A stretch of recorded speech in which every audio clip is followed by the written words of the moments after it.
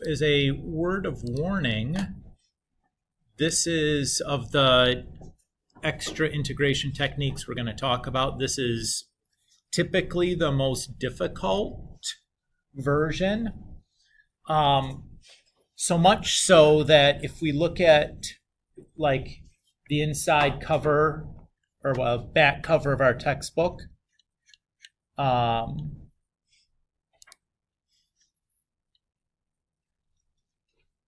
one of the things contained in there is like a table of integrals that tell you like, okay, make a substitution, then like this is the answer that's going to spit out or whatever. Because most of these problems in this trigonometric substitution chapter are going to be like things that are pretty difficult to do by hand. And in the future, as you go through, like you can use a table to do things. Right now, the point of this chapter is for us to do it by hand. But I'm just kind of letting you know that I recognize that this is difficult, what we're going to be doing by hand. And everyone else recognizes it's difficult that what you're doing that this is difficult to do by hand.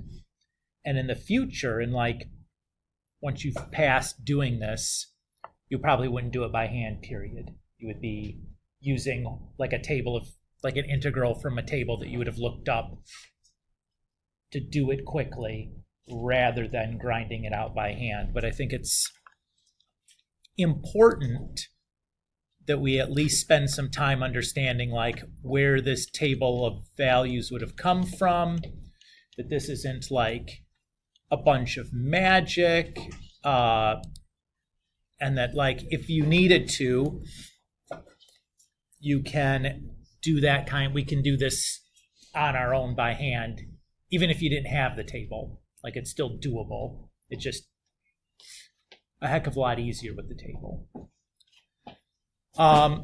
So the typical cue that we're going to be looking for to use trigonometric substitution is when you have an integral that contains the expression of the form like a constant squared minus some expression of x squared, a constant squared plus some expression of x squared, or an expression of x squared minus a constant squared, each one of those under square roots. Is everybody okay with this notation where the u is just like some expression of x? So it could be like 9x squared, or it could just be x squared, or it could be x to the fourth, which is like x squared squared, or it could be a polynomial like x squared plus 3x plus 7 that you have to do completing the square on to get it into, like could look like a lot of things down there, but the square root is usually your indicator that, it's could be one of these trigonometric situations. And you'd want to check first that no u sub is possible with it, that I can't actually do this with a u sub, because if you can do a u sub here, that's what you'd want to do. You would not want to go through all this rigmarole if you can just u sub it out. Everybody's okay with the cue as to what we're looking for to tell us that this is what we're going to have to do? In addition, we're going to be frequently using the Pythagorean identities during this process to make the integration easier.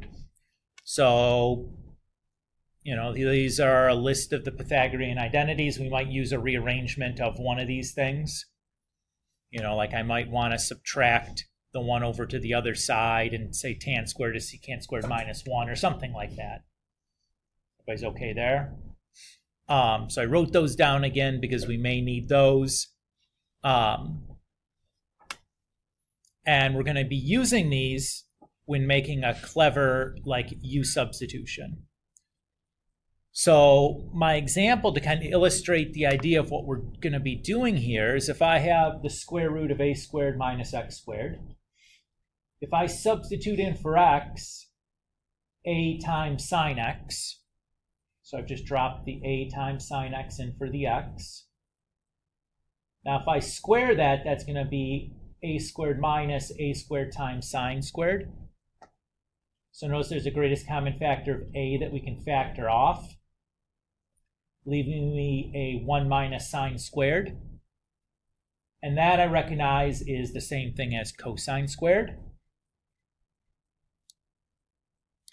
And so when I square root that, I can simplify that down to just a times the absolute value of cosine.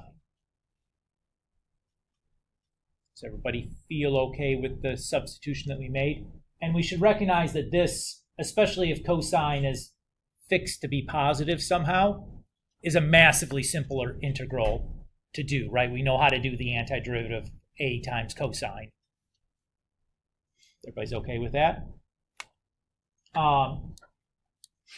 You know, if I have a squared minus x squared, I could do a similar thing by dropping, instead of x equaling a sine theta, I could do a cosine theta and get like the same kind of result, right? So the question is, which one should we use?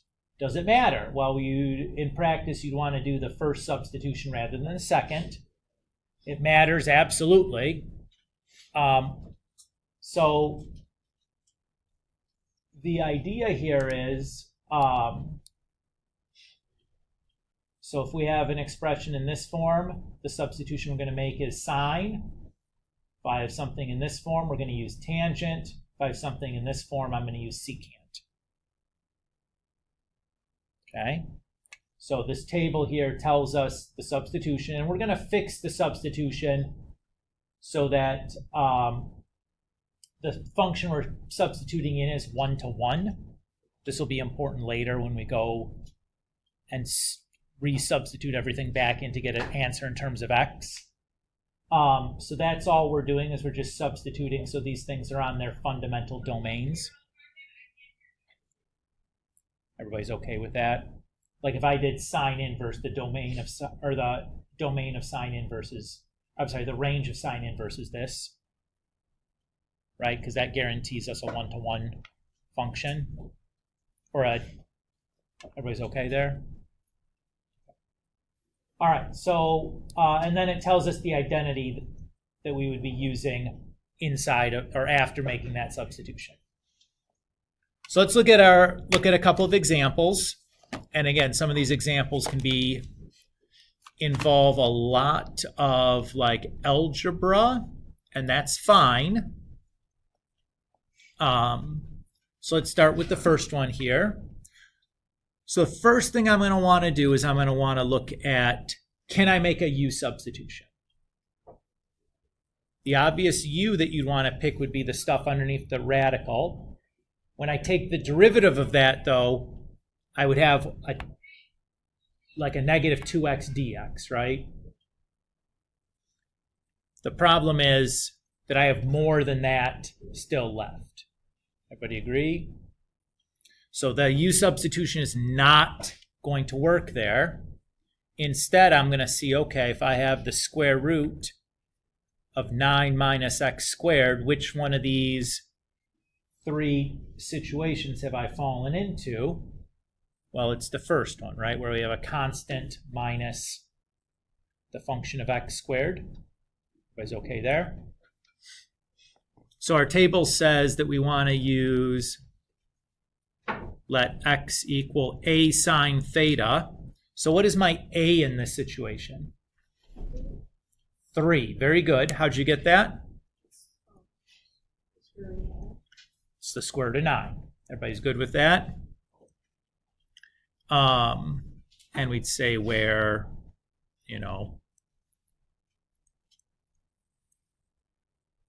that.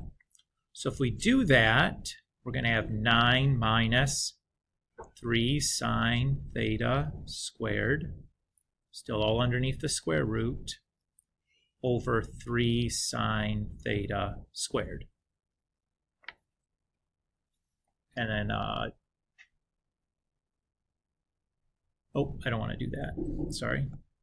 We still need something else, though. Not yet. what we still need then is, even if I made that substitution, I still have that dx floating there. I don't want that. So what I need to do is take the derivative with respect to theta. So dx d theta then will be 3 cosine theta, or that dx is going to be 3 cosine theta d theta. Is everybody good there? Now I'll make the substitution. So I'm going to plug that in for my x's, and then we'll plug this in for our dx.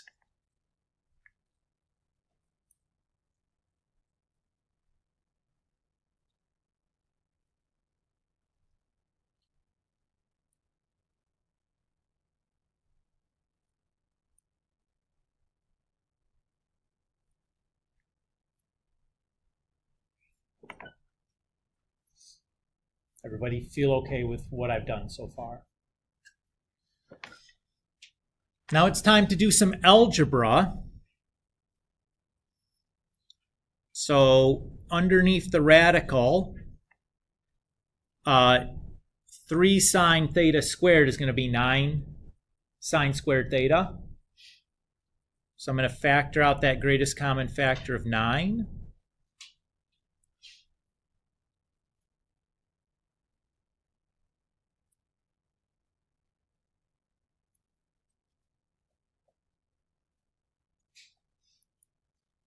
And then I'll square the denominator. I'll do that. Everybody's good there? And then 1 minus sine squared is cosine squared, right? So when I square root the numerator, I'm going to have 3 absolute value cosine theta, because I squared square rooted something that was squared. Oops, yeah, that's right.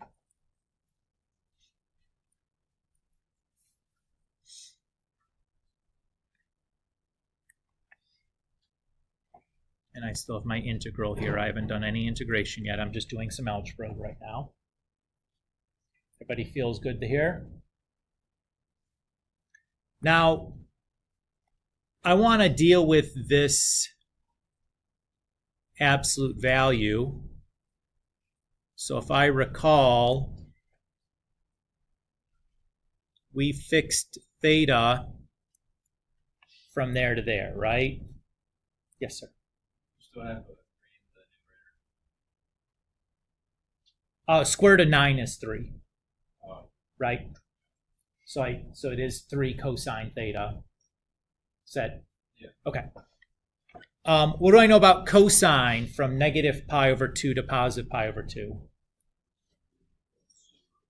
That's the first first 2 quadrants, right? Oh, I'm sorry. It's these 2 quadrants, right? What's the value of is cosine positive or negative in those quadrants? Positive, because cosine is the x coordinate, right? So guess what that allows us to do? It lets us drop those absolute value bars, right? Which is fantastic, because now I can just have cosine squared theta over sine squared theta d theta. So far, so good. Yuckarooskies, I don't have a integral formula for this, but cosine squared over sine squared is cotangent squared, right? So let's do that.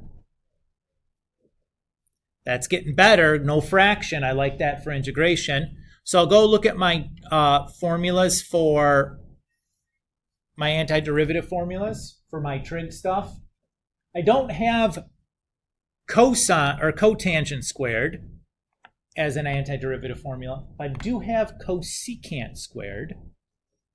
And I remember that cotangent squared is the same thing as cosecant squared minus 1. That's one of the Pythagoreans, or a rearrangement of it, which I love because now it matches that guy down there, and I don't have to do any like integration by parts or anything cuckoo like that. I'm just going to get around doing anything complicated by just using a trig identity. You're like, this is already pretty complicated, Mr. Kulik. I said, I don't blame you for saying that. So the derivative of cosecant squared is just negative cotangent. And the integral of 1 is just theta. I have a plus c here. But here's the problem. We're not done. What's wrong with what we have? It's in terms of theta. What was the original problem in terms of? X. So I have to now rewrite this back in terms of x. So the way we're going to do that, we said that x was equal to 3 sine theta, right? Everybody remember us saying that? Well, that's the same thing as saying sine theta is equal to x over 3. Everybody agree? So what I'm going to do is I'm going to draw a right triangle, label one angle theta, and I know sine is opposite over hypotenuse, right? That third side then is going to be 3 squared, or the square root of 3 squared minus x squared. Everybody agree with that?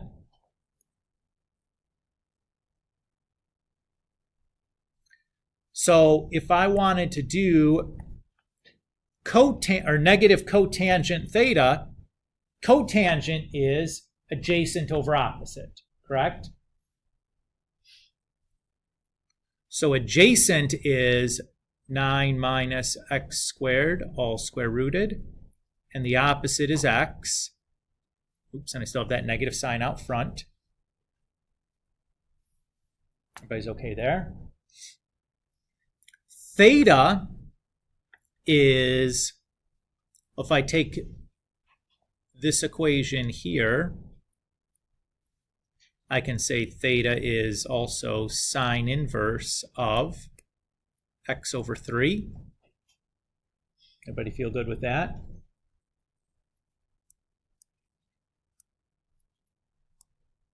And then I just have plus c. So this guy is now in terms of x, and that's going to be our final answer. And at this point, you should go, woo! There's a lot to get there. You're right. These are the most challenging kind of integration technique we're going to look at for the year. Good news is the ABAP exam going to ask you to do this? No. Will you be asked to do it in your Calc 2 class? Absolutely. So this is why we're doing it now, to give you guys some exposure. So it's not like brand new. Let's do another. Okay. Yes, sir. Of course.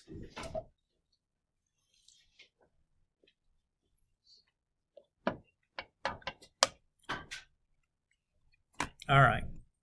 So if I look at this example, again, first thing I want to check is, can I do a u substitution on this?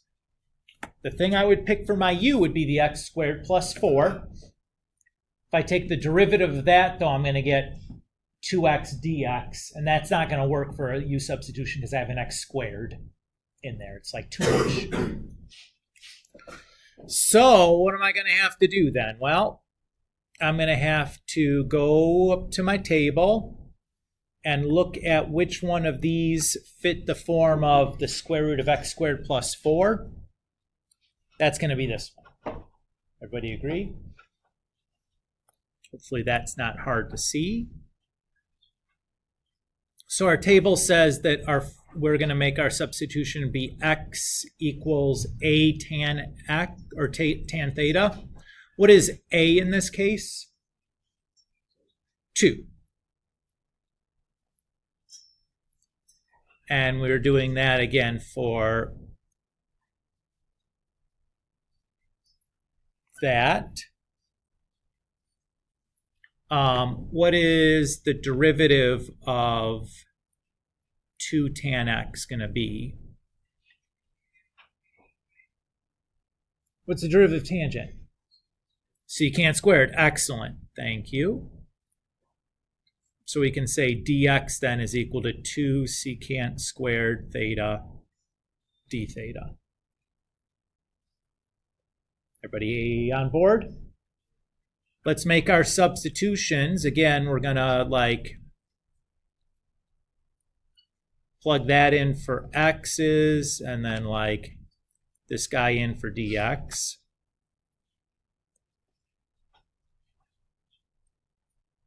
So I'm going to just put that dx in the numerator because it feels like it's just going to take up less space.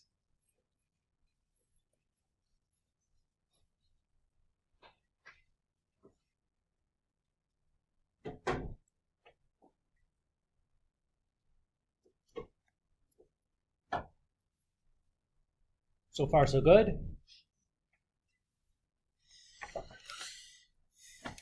All right. So down here, this is going to be 4 times tan squared theta plus 1.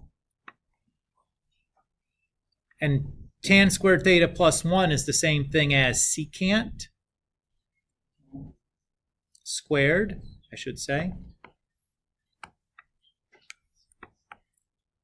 So in my denominator then, when I square root 4 secant squared,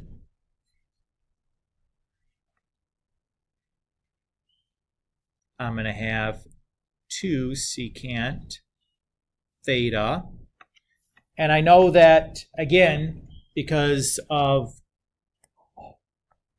this assumption, secant is 1 over x. X is always positive in those 2 quadrants, quadrants 1 and 4. So I know that I can drop the absolute value for the square root of secant. That'll always be the case. That's why it's important that we're making the substitution over those intervals.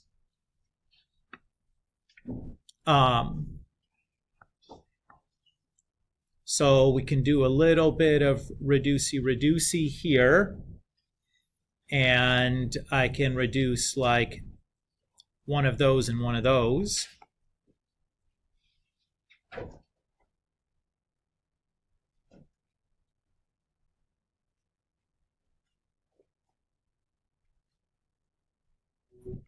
And actually, let's put it there.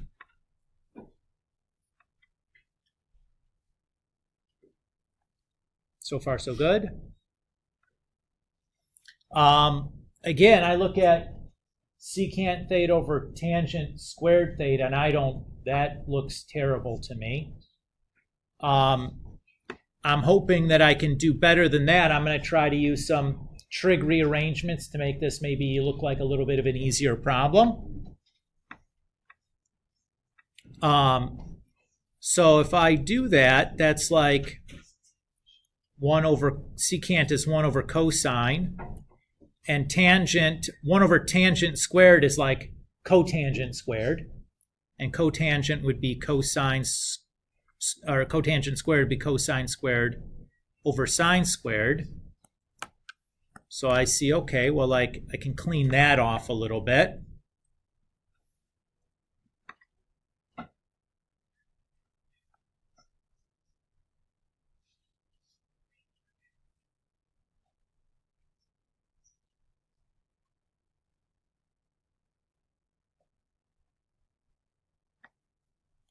Everybody's okay with what I did to get to there?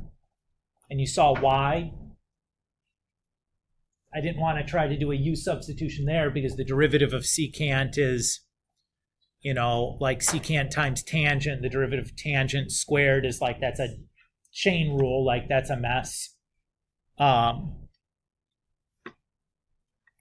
now this looks like a good candidate for u substitution. What would I want to pick my u to be?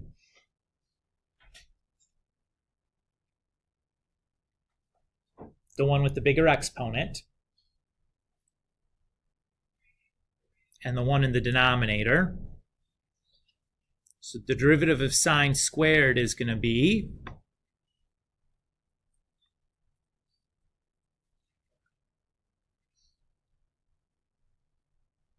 oh, I don't want to pick it to, I want to just pick it to be that. That'll be better. Right? So the derivative of sine is just cosine d theta, which is great news, right? Because that'll all substitute out. So I have like 1 over u squared du, which I love, love, love, love. That's an easy integral to take. So that'll just be negative u to the negative 1. Everybody feel okay there? And then I got to put substitute the u out of there. Well, I know u is sine theta.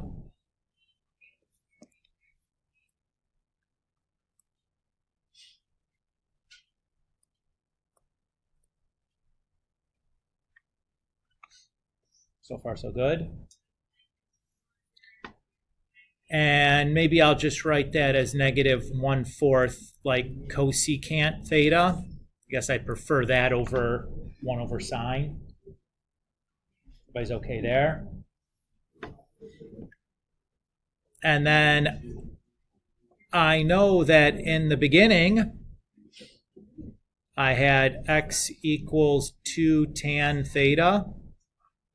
So x over 2 is tan theta. So if I draw my right triangle, tangent is opposite over adjacent. So the hypotenuse is that. Cosecant is a hypotenuse over opposite. So that's going to be, oops, not 4 squared, just 4.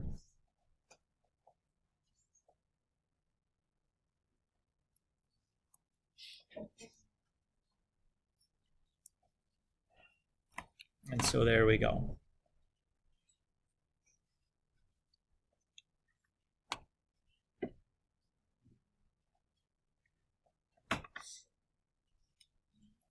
So far, so good. Relatively speaking, you're like, yeah, this is hard, but like, I think I follow what you're doing.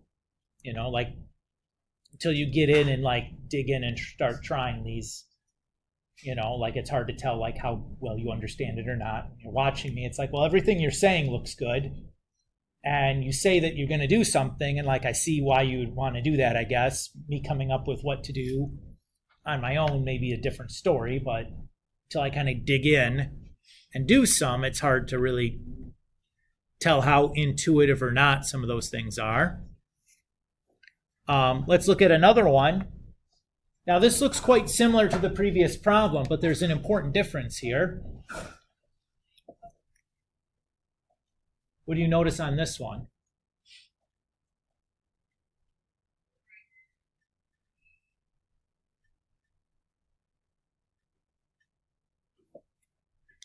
What if we try to do a u sub? Right? That's the first thing we want to check on all of these.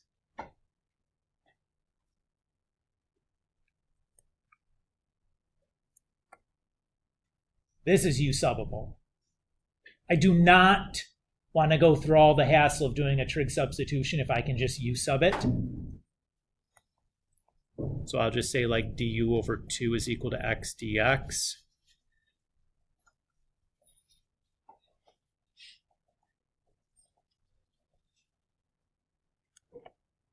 So I can just do that, which is pretty frickin' rad, right? So if I do my u substitution, I get that, or do my antiderivative u substitution. So that's just going to be u to the 1/2 plus c, which is just going to be the square root of x squared plus 4 plus c. And I am done. And boy, that seems a lot better than all that rigmarole we just went through, right? You don't want to miss that. If you're able to just do a U sub, don't miss those, okay? Don't miss that, because boy, that makes life so much simpler than what we had just been doing. Okay.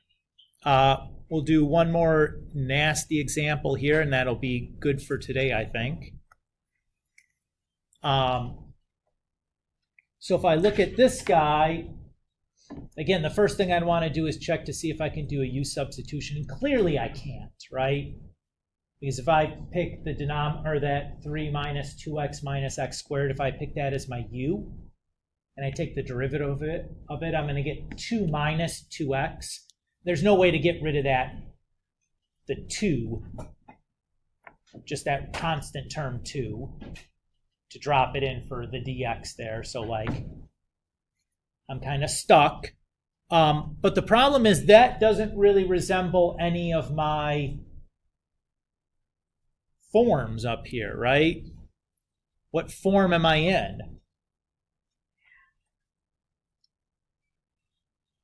Mr. Kulik's telling me it's going to be in one of these forms. Maybe it's not entirely clear. What am I going to have to do to find the form that it fits in? Completing the square. Yeah. Ugh, gross, Mr. Kulik. I know. So what I'm going to do is I'm going to add and subtract negative b over 2a. I guess it doesn't really matter.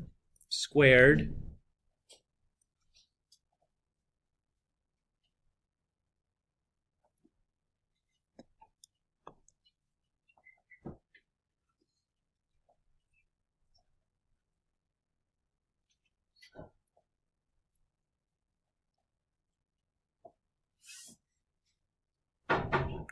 Oh, you know what? I'm not going to do it this way. Here, let's do this first. This will make life easier. I'm going to factor out a greatest common factor of negative 1.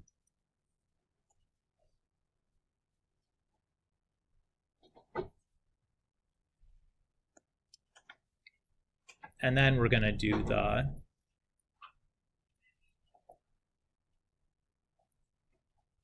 we'll do that. Everybody good? So this is the piece that I need.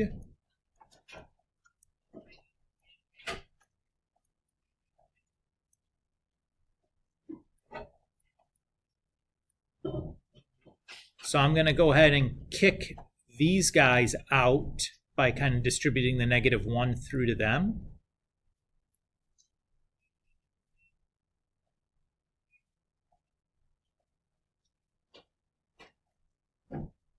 Already good with what I did there. This factors to x squared, or x plus 1 squared. So I have 4 minus x plus 1 squared as my denominator.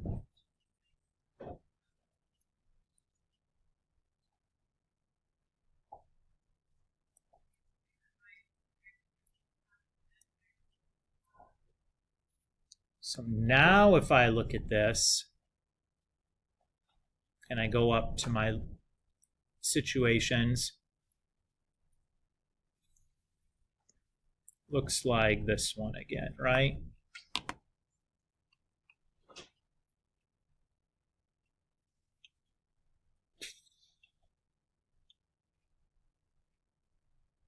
Oops, yeah, that one, right?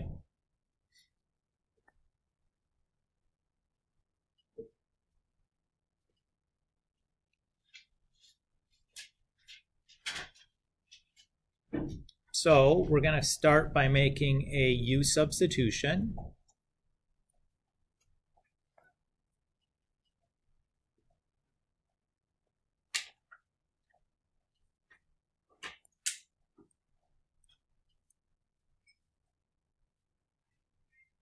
Everybody's okay with the substitution I'm making? Because I want to get it into that form of like a squared minus u squared.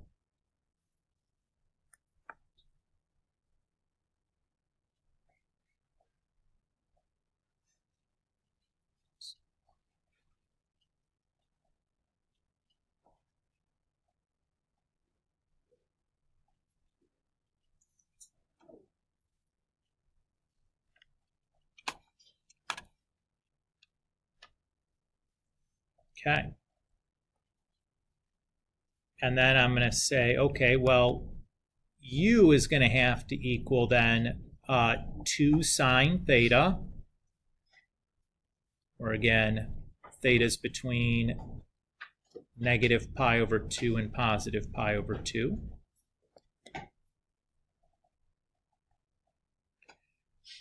And then du is going to be 2 cosine theta d theta.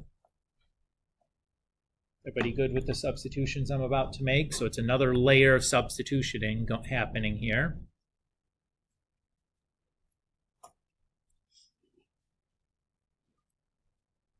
So I'm going to have on top negative 2 sine theta minus 1.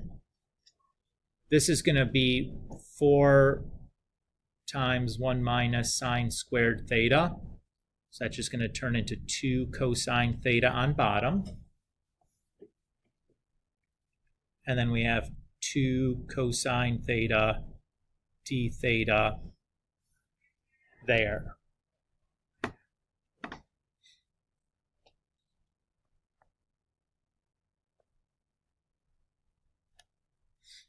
And look, I see something lovely that just happened. Oos! That is exciting, right? How much easier does that make the integration? Massively so. 2 sine theta minus 1 d theta. That, Mr. Kulik, that is a piece of cake. So the antiderivative of sine is negative cosine.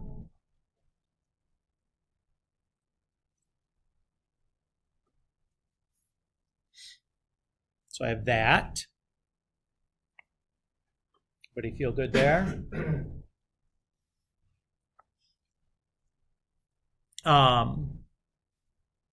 And now let's substitute back in here. I know that from here, that theta is equal to sine inverse of u over 2. And if I build my triangle, sine is going to be u opposite over hypotenuse, so u over 2, and that's 4 minus, or square root of 4 minus u squared. So cosine theta then is going to be negative 2, and then that's going to be square root 4 minus u squared over 2 minus sine inverse of u over 2.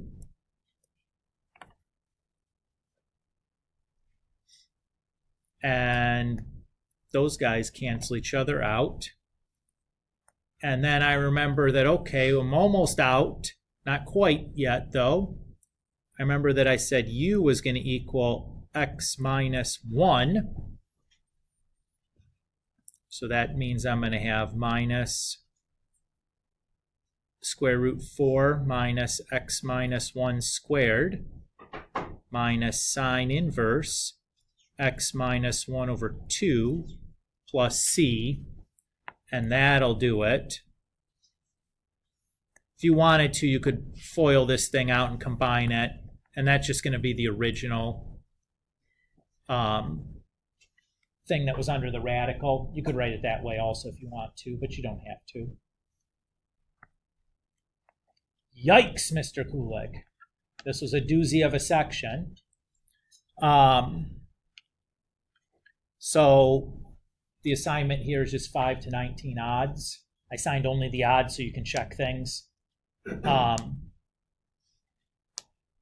I tried not to pick too many. I think that's like, a dozen or so problems. These are tough, though. So just buyer beware kind of thing. These are ones that I would really strongly encourage that you do, and we can talk about and ask questions about next time.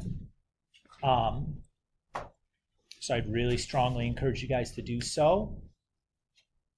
I've been working on the test format for this final test. What I'm kind of settling on here, it seems like we're still going to do like a 2-part calculator, no calculator portion. But the calculator portion is going to be take home.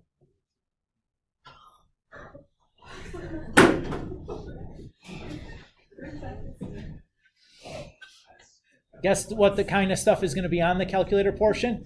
Stuff like this, that's going to like take some time, that I want you to kind of struggle through and try on.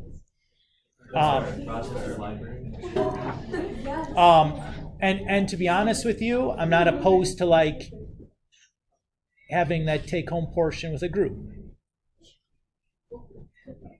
So like when it gets a little bit closer, once I've kind of settled in on the total number of questions and everything, we can sit down and figure out the best way to do the groups. Since if it's going to be take home, I think it makes sense to have you guys make your own groups rather than get assigned, because availability and locality, I'm sure, matters to you a whole bunch.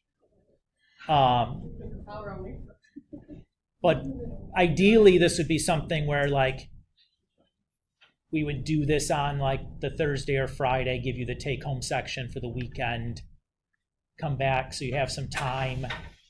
What days do you think? I don't know yet, because we haven't really finished the material yet. And I know next week everybody's gone for Kairos anyway, so I wouldn't try to do anything next week, because I think that there's half of the class in some capacity seems like they're going to be gone, or a third to half of the class. The hope for me is that I essentially finish up the content that I want to do here on Thursday. Next week we can kind of do some review and holding pattern. Maybe we'll work on some AP review stuff while the people are gone on Kairos.